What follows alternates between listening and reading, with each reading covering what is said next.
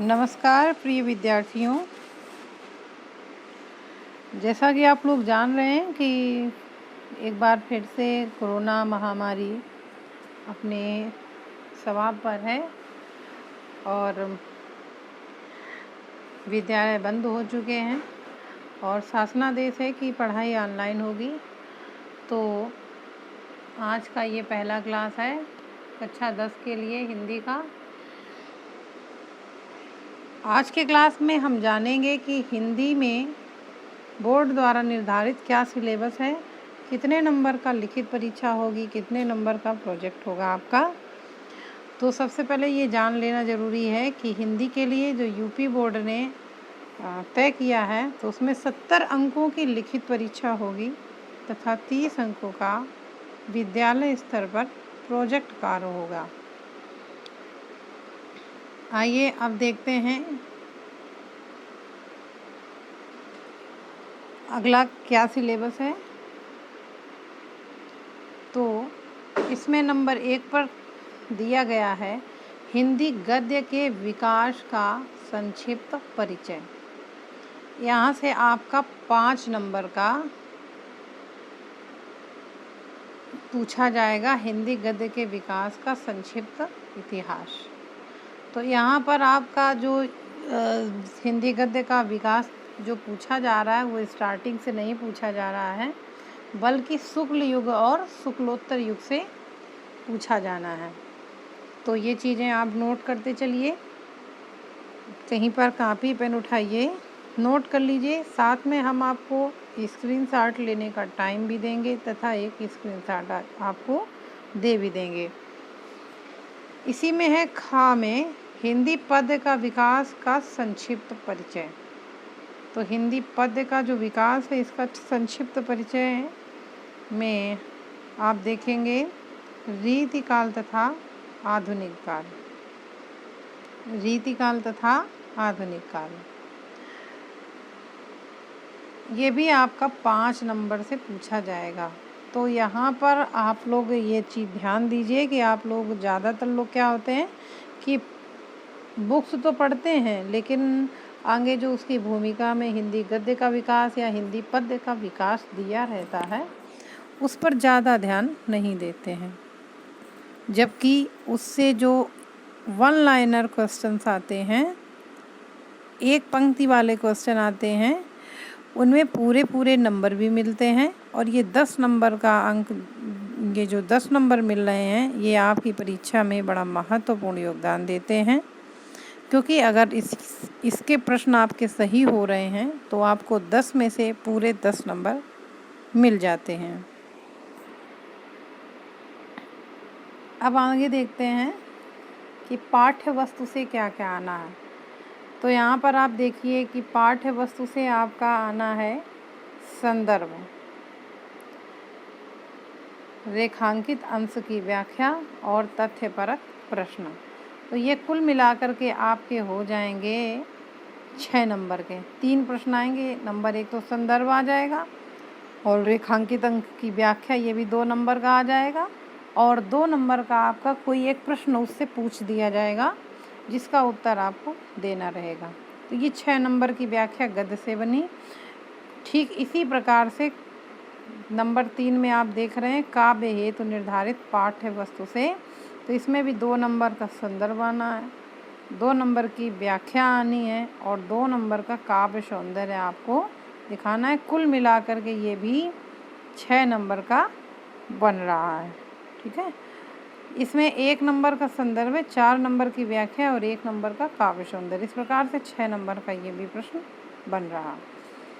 अगला है संस्कृत गद्यांश अथवा पद्यांश का संदर्भ सहित हिंदी में अनुवाद। तो आपके पाठ्य वस्तु में जो निर्धारित संस्कृत चलती है अनिवार्य संस्कृत, उससे आपको संदर्भ और व्याख्या लिखनी होगी। और ये जो है आपका ये 4 नंबर का है, 1 नंबर का संदर्भ है और 3 नंबर की आपकी व्याख्या है। देखिए यहाँ पर क्रम संख्या 5 में देख रहे हैं कि निर्धारित पाठों के लेखकों एवं कवियों के जीवन परिचय एवं रचनाएं। तो ये आपका 6 नंबर का आ रहा है। 2 लेखकों की जीवनी इसमें आनी है। देखा आप देखिए यहाँ लिखा है निर्धारित पाठों के लेखकों अर्थात गद्य से एक हो गया और कवियों अर्थात एक पद्य से हो गया। इस प्रकार से 2 जीवनी आपकी आनी है 3-3 नंबर में। अगला क्रम संख्या 6 देख रहे हैं आप कि संस्कृत के निर्धारित पाठों से कंठस्थ एक श्लोक और साथ में शर्त यह है कि जो प्रश्न पत्र में ना आया हो। तो ये प्रश्न पत्र में जो ना आया हो ऐसा एक श्लोक आपको लिखना पड़ेगा जो आपकी पाठ्य पुस्तक में चलता भी है। ठीक है। अगला है क्रम संख्या 6 का जो दूसरा पाठ है वह है संस्कृत के निर्धारित पाठों पर आधारित 2 अति लघु उत्तरीय प्रश्नों का संस्कृत में उत्तर। तो यहाँ पर आप जो है ना 2 नंबर में आपसे 2 प्रश्न पूछ लिए जाएंगे जो एक लाइन के आधी लाइन के होंगे। अति लघु उत्तरीय आपको दिया भी है। अति लघु उत्तरीय प्रश्न हैं आपके ये और इनको आपको 2 नंबर में इनके उत्तर दे देने हैं 2 लाइन में। इसके बाद में क्रम संख्या 7 में आप देख रहे हैं काव्य सौंदर्य के तत्व। तो यहाँ पर आप देखिए नंबर 1 तो रस चल रहा है। 2 नंबर में रस आना है आपका।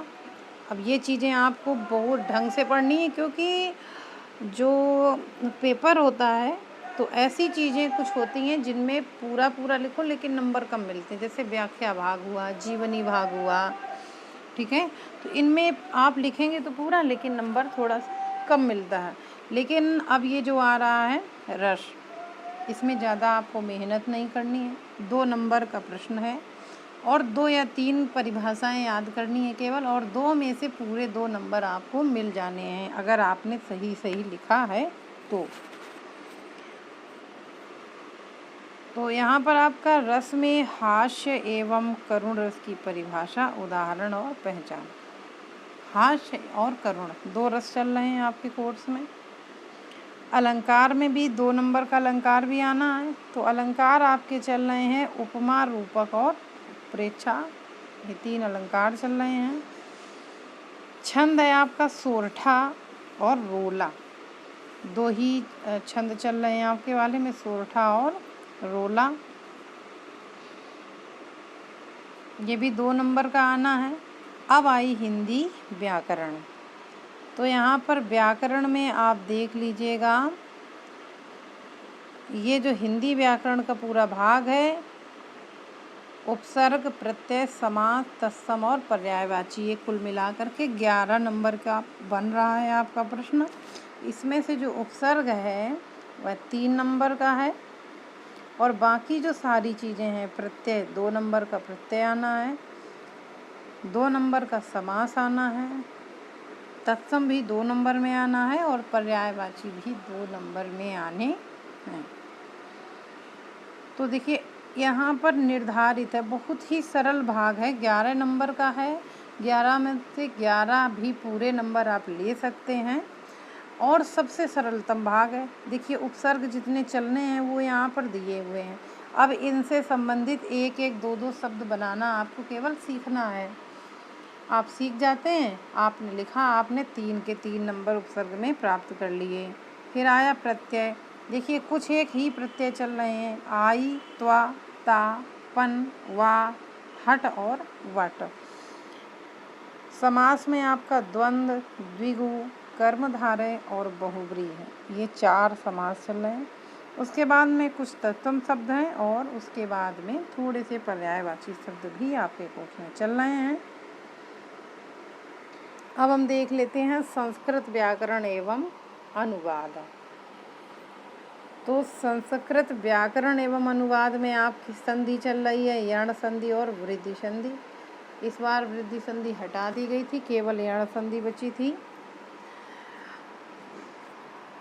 शब्द रूप हैं आपकी सभी विभक्तियों एवं वचनों में शब्द रूप चल रहे हैं। तो शब्द रूप में कौन कौन से चल रहे हैं? थल, मति, मधु और नदी। और सर्वनाम में चल रहे हैं तद और युष्मद। और धातु रूप में आपका चल रहा लट, लोट, धातु रूप में ये जो सभी लकारें हैं, 5 लकारें, लट, लोट, लिट, लिंग और लंग लकार, इसमें पठ, हस, दृश्य और पच, ये 5 रूप चल रहे हैं।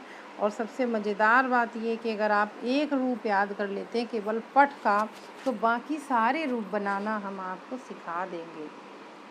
ठीक है, चलिए, ये आपका जो रूप वाला भाग था, ये आपके 8 नंबर के हैं, रूप वाले भाग दोनों। इसमें से जो संस्कृत के निर्धारित पाठों पर आधारित 2 अति लघु उत्तरीय प्रश्नों का संस्कृत में उत्तर देना, ये भी आपका 2 नंबर का आना है। अब हम देखते हैं काव्य सौंदर्य के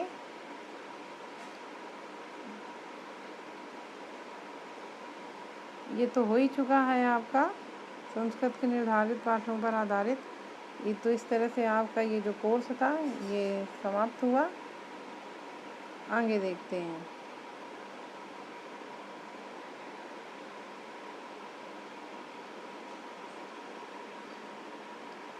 नौ के बाद में जो 10 नंबर आपका आ रहा है वो है निबंध रचना।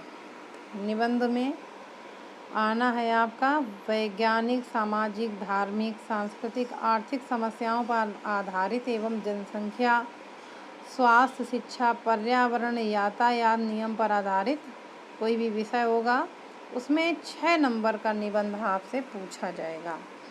इसके साथ ही एक खंडकाव्य, आपके जनपद में जो भी खंडकाव्य चलता होगा उस खंडकाव्य से उसकी संक्षिप्त कथा वस्तु या घटना या चरित्र चित्रण पूछा जा सकता है, जो 3 नंबर का निर्धारित किया गया। तो इस तरह से ये आपका संपूर्ण हुआ कि आपके सिलेबस में क्या क्या चल रहा। अब ये देखना है कि भाई गद्य में आपके सिलेबस में क्या चल रहा है और पद्य में आपके सिलेबस में क्या चल रहा है। तो जो पद्य है उसमें आपका चल रहा है सूरदास के कुछ निर्धारित पद चल रहे हैं, तुलसीदास जी की जो है धनुष भंग रामचरितमानस से, और वन पद पर ये 2 चीज़ें चल रही हैं। सुमित्रानंदन पंत जी का जो काव्य में चल रहा है वो चीटी, चंद्रलोक में प्रथम बार, ये 2 कविताएं चल रही हैं। राम नरेश त्रिपाठी का स्वदेश प्रेम आपके कोर्स में चल रहा है, और सुभद्रा कुमारी चौहान का झांसी की रानी की समाधि पर, इतना कोर्स चल रहा। बाकी का कोर्स हटाया जा चुका है क्योंकि कोरोना काल में आपका काफ़ी कम कर दिया गया था कोर्स। अब गद्य के लिए क्या क्या चल रहा है, तो गद्य में केवल 4 पाठ चल रहे हैं आपके। मित्रता रामचंद्र शुक्ल की, ममता जयशंकर प्रसाद, भारतीय संस्कृति राजेंद्र प्रसाद, और अजंता भागवत शरण उपाध्याय। तो इस तरह से प्रिय विद्यार्थियों आपका इतना ही कोर्स था, और आगे की क्लास में हम आपको आपके कोर्स से परिचय कराएंगे और आपको एक तरफ से पढ़ाना स्टार्ट करेंगे। तब तक के लिए नमस्कार।